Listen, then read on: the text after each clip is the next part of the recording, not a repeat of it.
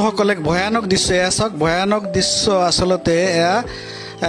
খুব ভয়ানক দৃশ্য ধাননি বতাৰত এইটো চাওক প্ৰকাণ্ড ডেকিয়াপতীয়া বাঘ আৰু দুটা ছাগলী সন্মুখত আছে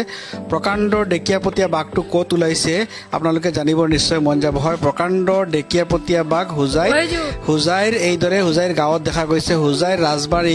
ৰাজবাৰী এৰিয়াত এই প্ৰকাণ্ড ডেকিয়াপতীয়া বাঘটো দেখা গৈছে গতিকে ৰাজবাৰীৰ ৰাইজ সাৱধান হওক ৰাজবাৰীৰ ৰাইজ ৰাতি বা ৰাতিপুৱা বা দিনত এনেদৰে ধাননি পথাৰলৈ নাযাব ভয়ানক খবৰ এইটো আপোনালোকৰ কাৰণে হুজাইৰ যোগীজানৰ দৃশ্য যোগীজানৰ ৰাজবাৰীৰ যিটো LIS আছে ইৰিগেশ্যনৰ যিটো কেনেল আছে সেই কেনেলৰ পাৰৰ ধাননিত এই প্ৰকাণ্ড বাঘটো দেখা গৈছে ৰাজবাৰীৰ যিটো অঞ্চল আৰু যোগীজান ৰাজবাৰী এইখিনি অঞ্চলৰ শিৱপুৰৰ মানুহ পুৰা সাৱধান হৈ থাকিবলৈ মই অনুৰোধ জনালোঁ আৰু এই বিষয়ে ৰাইজে লোৱা ভিডিঅ' আপোনালোকক প্ৰত্যক্ষ কৰাইছোঁ আৰু ৰাইজে এই ভিডিঅ'টো লৈছিল আৰু এই সম্পৰ্কে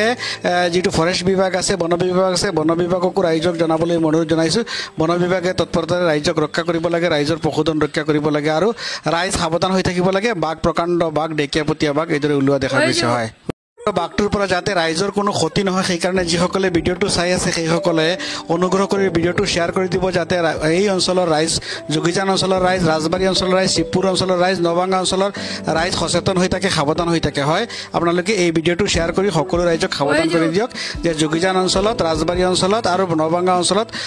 আচলতে প্ৰকাণ্ড ডেকিয়াপতীয়া বাঘ ওলাইছে আপোনালোকে সাৱধান হ'ব আপোনালোকে সতৰ্ক হ'ব নহ'লে বিপদ হ'ব আৰু বন বিভাগে এই ক্ষেত্ৰত বিহিত ব্যৱস্থা ল'ব বুলি মই আশা কৰিছোঁ আৰু ভিডিঅ'টো আকৌ কৈছোঁ ভিডিঅ'টো আপোনালোকে অনুগ্ৰহ কৰি শ্বেয়াৰ কৰি দিবলৈ নাপাহৰিব সকলোকে ধন্যবাদ জনালোঁ